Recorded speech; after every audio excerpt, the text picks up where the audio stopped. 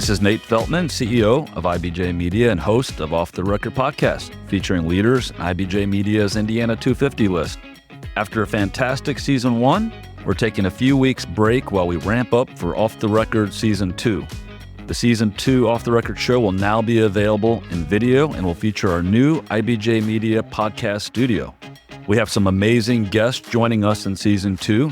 You won't want to miss our season opener with Herb Simon, owner of Pacer Sports Entertainment and recent inductee into the Naismith Basketball Hall of Fame. Here are some highlights that I know you'll enjoy from Season 1.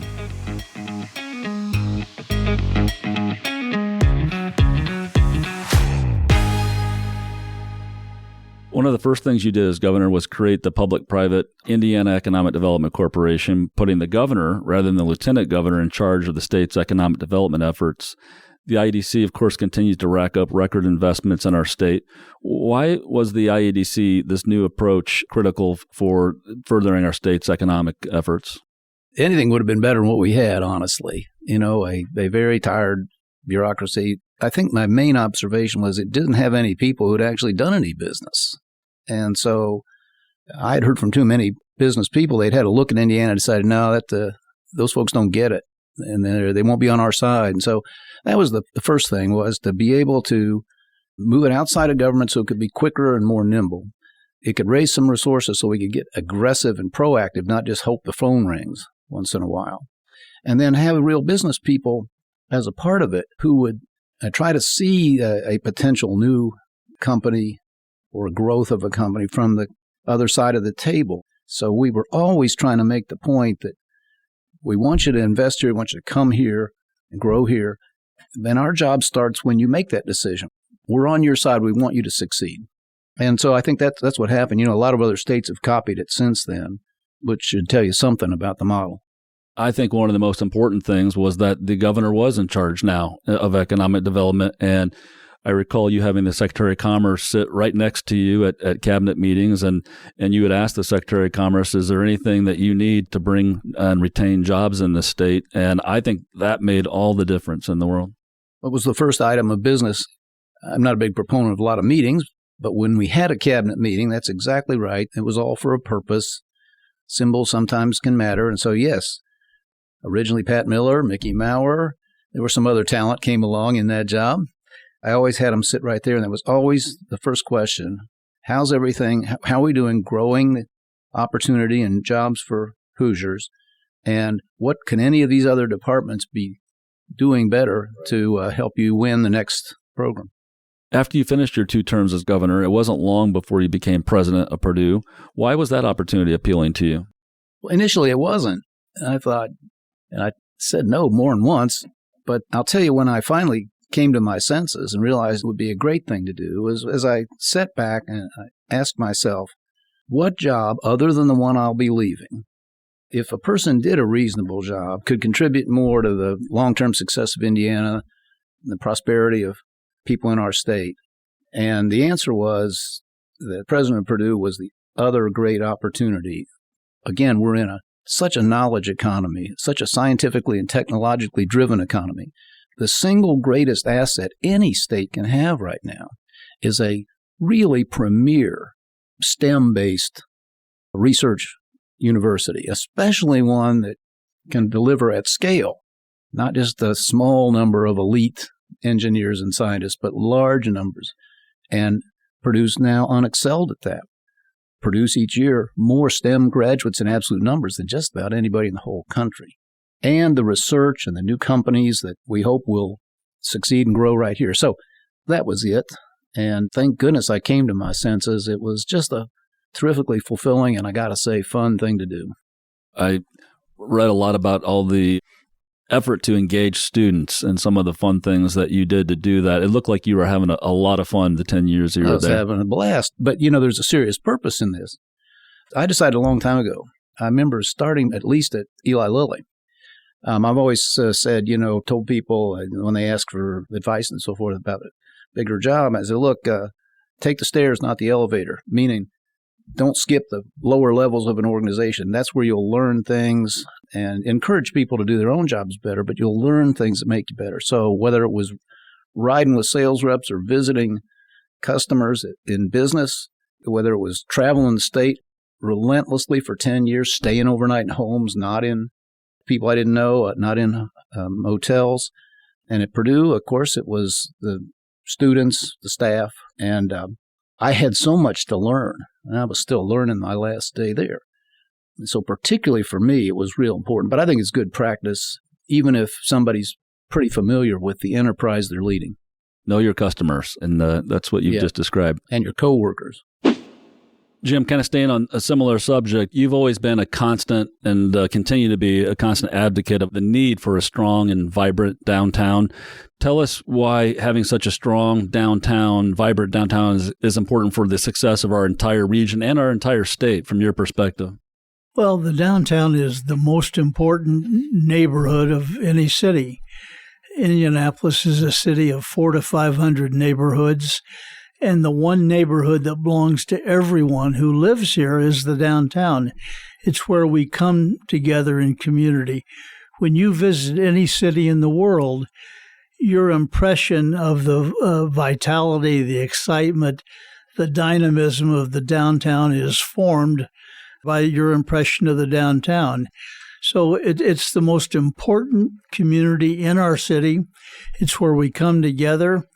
It's where we build community. It's the heart of the tax base. It's the heart of our employment. You know, I can remember when Indianapolis did not have a hotel, had 2 or 3 restaurants. Today, there are 81,500 people employed in central Indiana in the downtown in hospitality, entertainment, tourism, sports, recreation. The transformation, because of the commitment to do things together downtown, is overwhelming.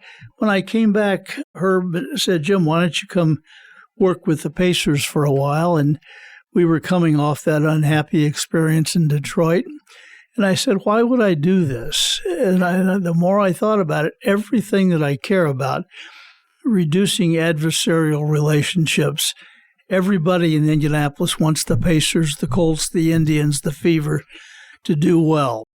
If our coaches and our players do their job well, they inspire kids, especially kids that need more caring adults in their lives. So today that we play New Orleans tonight, there'll be a story in every paper in the world tomorrow about our game with New Orleans tonight. So it's transformed our reputation. It is the essence of bringing people together. It's the essence of inspiring young people, and it's the heart of our economy. At the end of the day, the success of IBJ or the success of Indiana Purdue University is based on our ability to bring bright young people to live here, to work here. And the best young reporters or the best young physicians or scientists at Eli Lilly and Company, they can work anywhere in the world. And to the degree that they'll come to Indianapolis, they'll want to come to this vibrant place, Lilly will be successful. And when Lilly's successful, we all benefit. No doubt. You touched on this. I wanted to ask you about your passion around education. Obviously, you've pursued personally education, so it must have been important to you and your family. And I know you mentioned K through 12 and opportunities for more and stronger education in our state.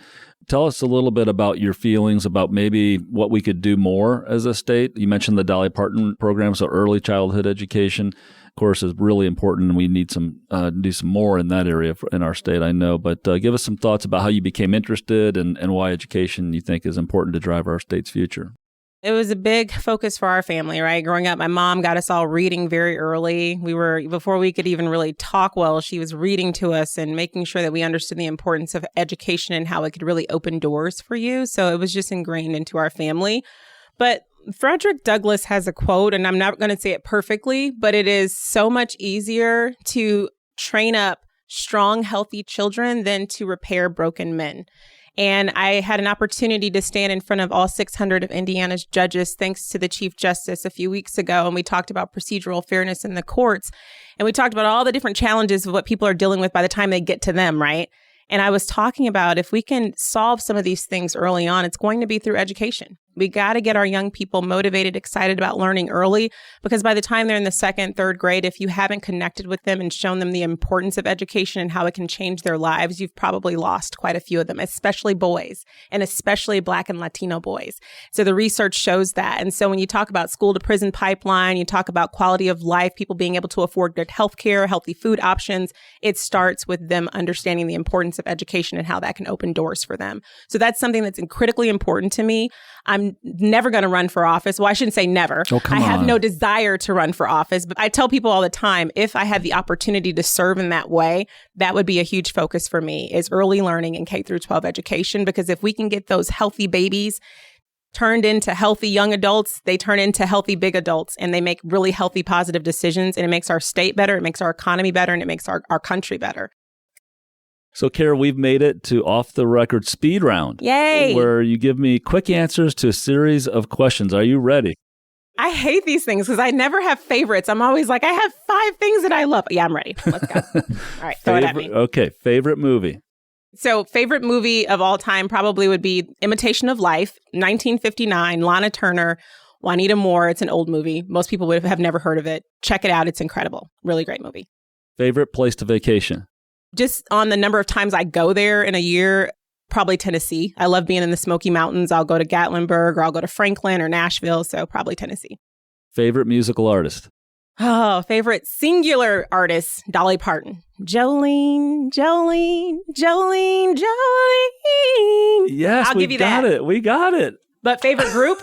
Coldplay. Definitely. I saw them live. Best show I've ever been to in my life.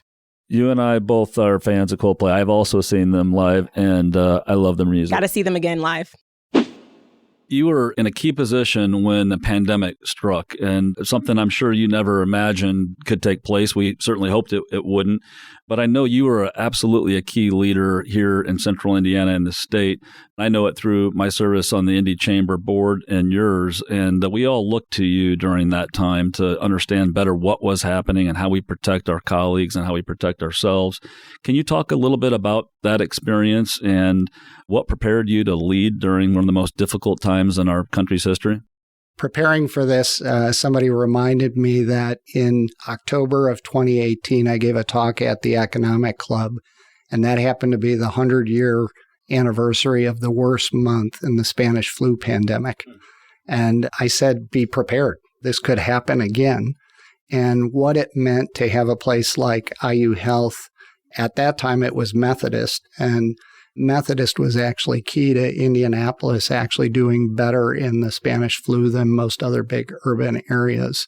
So some of that was in these crises, it's following the best known science. And I've learned through my career, science is not a point in time. It evolves all the time.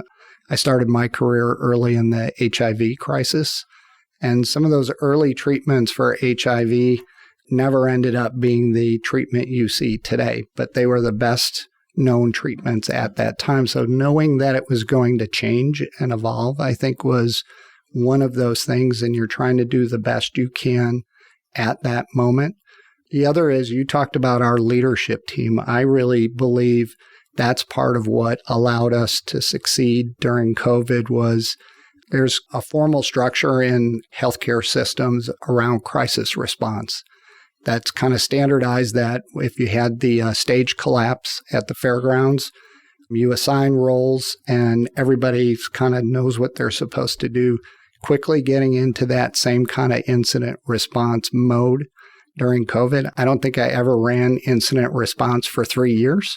Usually you run it for a week, maybe a month, but really being flexible. And then maybe for me, most importantly, normally you'd say, well, the CEO should run that. I actually appointed my COO to run that because I thought my highest and best use could be in formal lane called the liaison function, which is really externally facing with government officials, business partners, all those other things. And so knowing where you can contribute the most to a team and not being afraid to say, I don't always have to lead. I can be in a different seat and still really be the best we can be as a team. So I think that's part. And then I think communication, if I thought about what did we do really well, both internally and externally. We tried to be a trusted source to the community. And then internally, I don't know that I ever did more video clips to our team, more podcasts, other things, just every day, even if we didn't know what was going on, just being clear on here's where we're going, here's what we know. That level of communication, I think, was critically important. Is there one or two learning experience that you take away from that in terms of how you lead in the future? Is there anything that stands out? I think there's a lot. One that I think is really important is good as you think people are in a crisis, they'll be better. And if you give them general direction, they'll do something even better than you could have imagined. We had lots of people who were never in the roles we asked them to be in. They figured it out quickly because they're talented and they did a way better job than we would have ever expected. The other is really partners. Whether it was, I give a ton of credit to the governor, Dr. Box, Dr. Weaver, the team at Lilly, the team at Roche. There were a set of assets here in Indianapolis that allowed us to do some things that I don't think you could do in other cities, and not being afraid to call up and say, hey, I need some help, or being familiar enough and close with them that they could call you up and say, what are you thinking? Could you help me work through this? That's what's unique about Indianapolis and Indiana. I really love that part of working here. I'm not sure that would have happened when I was in Chicago. Might have happened when I was in Baltimore, but this is a unique place where people work together really well. To learn more about other leaders on IBJ Media's Indiana 250 list, go to indiana250.com and look for a Page 2 feature each week in IBJ. We'll be back with the new Indiana 250 off-the-record conversation soon.